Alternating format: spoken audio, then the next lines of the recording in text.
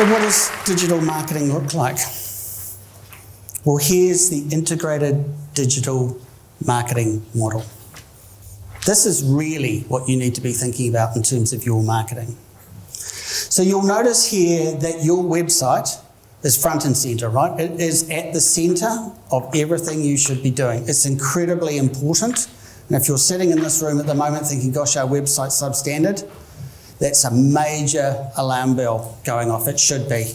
Because your website is the lowest cost thing that is always in the marketplace, that is the first thing that people will be looking at. They're not going to print anymore, they're checking you out online. So you've really got to do a good job there.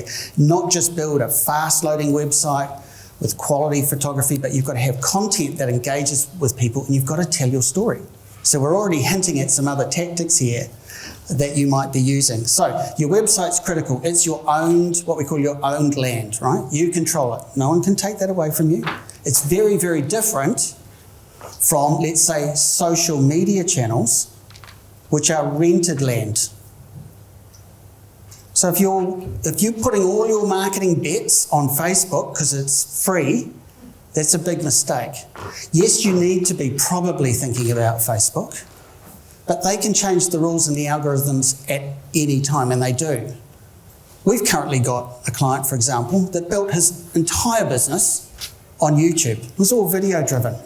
What's he doing now? Well, he's now come to us saying, look, I've made a mistake. That's gone really well. He's got 50,000 regular subscribers, but he can see he's at risk because YouTube can change the rules, and they're hinting at changing their algorithms, which will disadvantage his business. So we really need to understand the owned land, your website, versus the rented land, social media. So what are we doing with social media? Well, we're trying to, of course, market your business, aren't we? And then direct all the traffic back to your website.